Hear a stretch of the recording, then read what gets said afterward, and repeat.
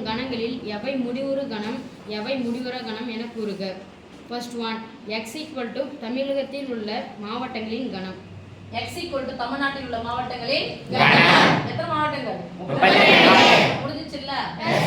என்ன கணம்? முடிவுறா கணம். எண்ணிக்கை வந்துருச்சு, அப்ப முடிவுறு.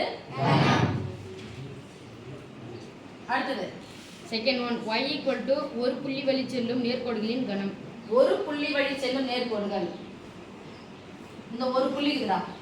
இந்த புள்ளி வழி எத்தனை நேர்கோடுகள் வரலாம்? முடிவரையலாமா? முடிவரையலாமா?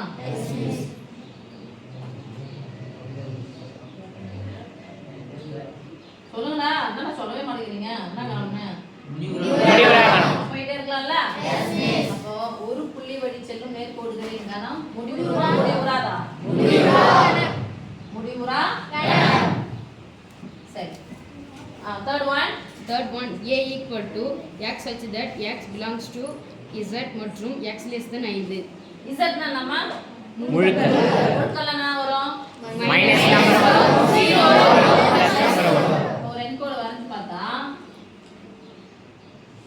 ரெண்டு பக்கம் முடியலாம் போனா என்கோட். இந்த 0 1 2 3 4 5 இங்க போயிட்டே இருக்கும். இங்கேயும் போயிட்டே இருக்கும். 5ஐ விட சிறிய முழுக்களின் கணம். அப்ப a = சிறியனா எந்த சைடு வரும்? Left side. சரி, என்கோட்ல எந்த சைடு வரணும்? Left side. 5 னா 5 பிளஸ் 5 பிளஸ் 5 விட சிறியது லெஃப்ட் சைடுல போனா பிளஸ் 4. தொடங்கினா அப்புறம் போயிட்டே இருக்கும்ல? முடிவுறு கணமா முடிவுறா கணமா? முடிவுறா. எழுதும்போது எப்படி எழுதணும்? எக்ஸெட்ரான் போட்டுட்டு அதுக்கப்புறம் நம்பர் புள்ளி எழுதி அங்க முடிக்கணும். 4 முடிக்கணும். சரியா? அடுத்து Fourth one, b = x such that x² - 5 x plus r = 0, x belongs to n. Okay.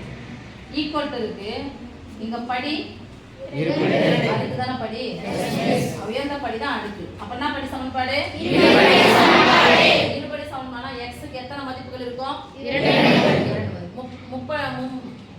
முப்படி சமன்பாடு அப்படின்னா 3. x க்கு 3. 4 படிகள் இருந்துச்சுன்னா x க்கு 4. இப்போ இருபடி சமன்பாடு. அப்ப x க்கு எத்தனை மதிப்புகள் இருக்கும்? 2 மதிப்புகள். முடிஞ்சிச்சா முடியலையா? முடிஞ்சிச்சு. அப்ப என்ன கணம் இது? முடிவுறு. ஓகே? Yes.